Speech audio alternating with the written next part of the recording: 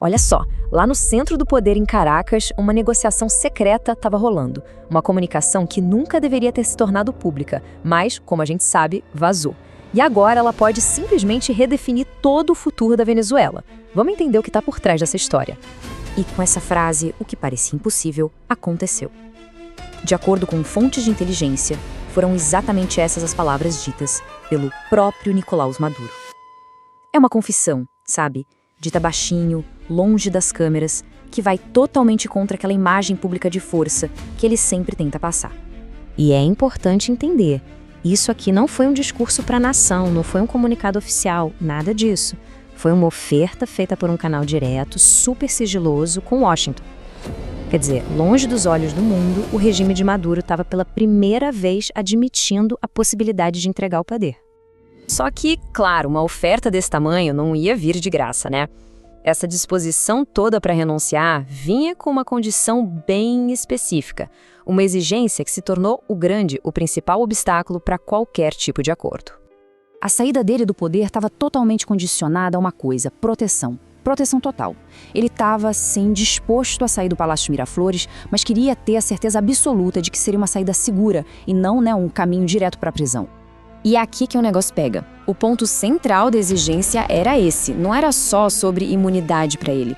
Maduro estava pedindo uma saída honrosa para toda a cúpula do regime, ou seja, uma anistia completa que protegeria todo mundo de sanções econômicas e, o mais importante, de processos em tribunais internacionais por crimes contra a humanidade. E a resposta de Washington para essa proposta? Bom, ela veio rápido e foi bem direta.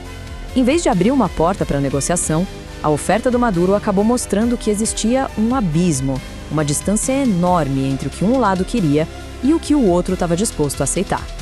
Então, aqui a gente vê bem claro qual era o impasse.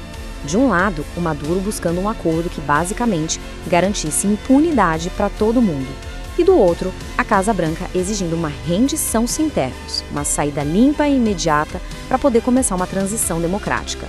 Para Washington, nem pensar em negociar anistia. Isso aí estava fora de cogitação. E por que essa pressa toda do lado americano? Bom, a lógica era puramente estratégica.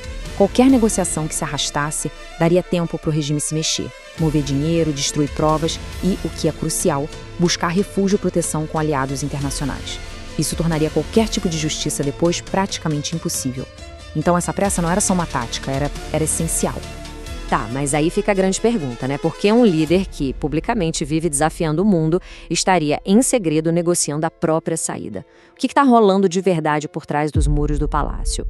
A resposta para isso, ao que tudo indica, está nas rachaduras que estão começando a aparecer na estrutura do poder chavista. Existe uma série de pressões, tanto internas quanto externas, que estão empurrando o regime para o seu limite. O que a gente está vendo aqui é um cenário de um regime que está basicamente cercado por problemas. A lealdade das Forças Armadas, que já foi um pilar, não é mais tão sólida assim. A economia está em frangalhos, o que gera um descontentamento popular gigantesco. E lá fora, o cerco também se fecha, com investigações internacionais mirando o alto escalão do governo. E aí que está o grande paradoxo da história. Enquanto a propaganda oficial pintava um quadro de total controle, de resistência, a realidade por trás das câmeras era outra. Uma luta desesperada para sobreviver. E a negociação era a última cartada. E não deu outra. Poucas horas depois que essa história toda vazou, o Maduro apareceu em público. Mas não para confirmar, e sim para negar tudo, com aquele discurso inflamado de sempre, jurando lealdade eterna à revolução. Foi quase uma performance, né? Que contradizia totalmente a oferta secreta que ele tinha feito. Só que aí, o estrago já estava feito. Os analistas interpretaram esse discurso não como um sinal de força, mas de pânico. O segredo tinha escapado, e o mundo agora sabia que o presidente venezuelano já estava sim considerando um cenário de renúncia. A máscara, de certa forma, tinha caído. Com essa história toda vindo à tona, o jogo político na Venezuela virou de cabeça para baixo. O tempo, que por anos pareceu ser um aliado do Maduro, de repente começou a correr contra ele. E esse é o ponto-chave agora. A revelação dessa oferta secreta mudou completamente a natureza da crise. A conversa mudou, não é mais será que o regime vai cair? Mas sim, quando e como essa queda vai acontecer. A ideia de que é inevitável começou a tomar conta.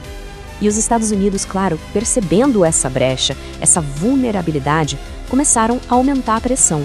Movimentos de navios militares na região, declarações cada vez mais duras de seus diplomatas e até novos vazamentos de inteligência. Tudo isso se tornou parte de uma campanha de pressão máxima feita para forçar uma decisão final lá em Caracas. No fim das contas, ao fazer essa oferta, mesmo que em segredo, o próprio Maduro meio que abriu uma fresta na porta da sua própria saída.